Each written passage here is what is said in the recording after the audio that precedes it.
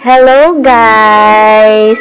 My today's mini vlog is pupunta kami ng Pacific Mall. Ipapasyal ko muna ang aking tatlong Maria. Yan. Nandyan agad kami. Magic, di ba? Oha. Ayan na nga sila. Ayan. At hindi nga pala namin kasama si Kuya Jeron kasi hindi talaga siya mahilig sa mga pasyal-pasyal. Mas gusto niya sa bahay. Kaya ayan. And ganun talaga siguro ang mga bata. Meron talagang pagbabago. Hindi habang buhay bata sila, ganun ang gusto nila. Talagang nagbabago din. At ayan na nga, paakyat na sila. Paakyat na kami pala. Yan. At takot na takot yan si Ate Princess. Diyos ko. Ayan. Kaya inalalayan siya ni Ate Angel.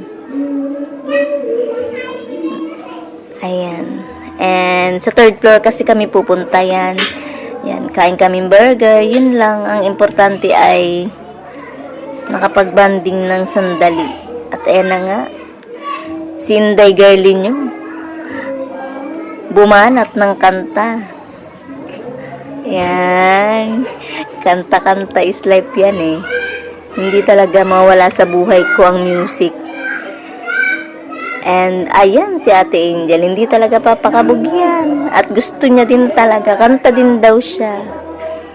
Ayan. At namili na nga kami ng pwede nilang baon at pwede nilang kainin. Ayan lang.